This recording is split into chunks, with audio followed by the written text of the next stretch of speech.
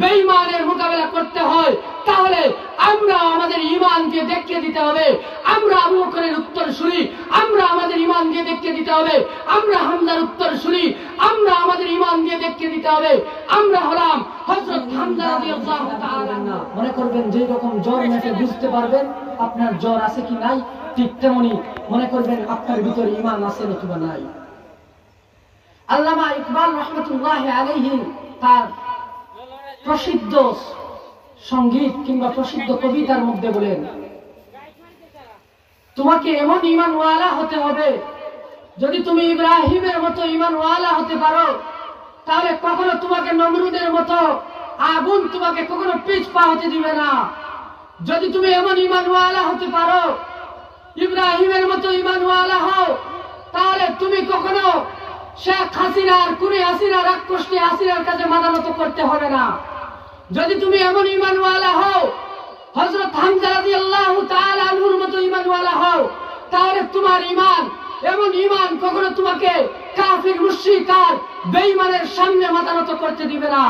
এই ঈমান দেখে দিয়েছে বাংলার জমিনে আবু সাঈদ মুগ্ধ মীর আবু কাসেম, এমন ভাবে ওয়াসিম আবু সাঈদ নিজের জীবন বিলিয়ে দিয়ে দেখিয়ে দিয়েছে যদি কখনো আমাদের ঈমান থাকা অবস্থায় আবু বকর, উসমান, হামজা, আলী, হযরত আবু বকরের মতো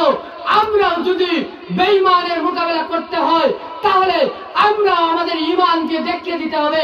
আমরা আবু বকরের উত্তরসূরি, আমরা আমাদের ঈমান দিয়ে দেখিয়ে দিতে হবে আমরা হামজার উত্তরসূরি, আমরা আমাদের ঈমান দিয়ে দেখিয়ে দিতে হবে আমরা হলাম হযরত হামজা রাদিয়াল্লাহু তাআলা আনহুর উত্তরসূরি।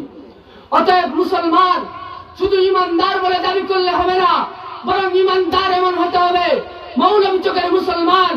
আজ তাকে এমন শপথ দেন, আমার ঈমান হবে এমন ঈমান যে ঈমান হযরত ইব্রাহিম এনেছিলেন, ঈমান আল্লাহর উপর ঈমান এনেছিলেন, এমন ঈমান আবু বকর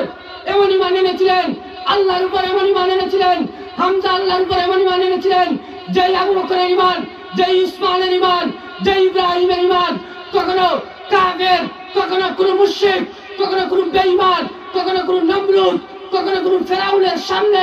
নিজের মাথা নত করে নাই। ঠিক তেমনি মুসলমানের মুসলমান, মৌলভী চকের মুসলমান এমন ভাবে শপথ নেন, শুধু তাফসীর মাহফিল করলে হবে না, বরং যদি আমার কখনো আবু সাঈদ মুগ্ধ তাহমিদের মতো শেখ হাসিনা কুনি হাসিনার সামনে নিজের ঈমান পরীক্ষা দেওয়ার জন্য জীবন বিলিয়ে দিতে হয়, কালিমার পতাকা উজ্জীবিত করার জন্য, দ্বীন ইসলামের পতাকাকে সামনের দিকে অগ্রসর করার জন্য নিজের জীবন বিলিয়ে দিতে হয়, তাহলে মৌলভী চকের মুসলমান প্রত্যেক মুসলমান কখনো নিজের ঈমানকে আবু বকরের মতো নিজের সামনের দিকে অগ্রসর হতে হবে। আর যদি ইব্রাহিমের আমলের মতো, ইব্রাহিমের ঈমানের মতো নিজের জীবনকে চালাতে পারেন না, যদি কুনি হাসিনার সামনে আপনার মাথা নত করতে হয় তাহলে বুঝে নেবেন আপনার ঈমান আবু বকরের ঈমান হতে পারে নাই, আপনার ঈমান হামজার ঈমান হতে পারে নাই, আপনার ঈমান আবু তালহার ঈমান হতে পারে নাই, আপনার ঈমান বেলালের ঈমান হতে পারে নাই। অতএব মুসলমান হুঁশিয়ারি নেও, সাবধানী নেও,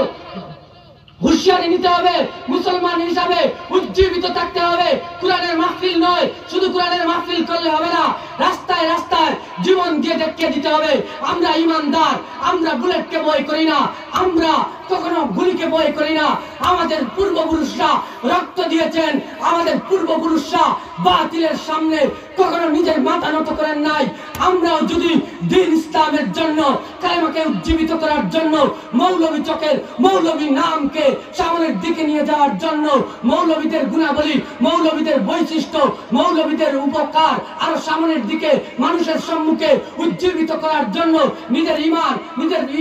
নিজের মুসলমানিত্ব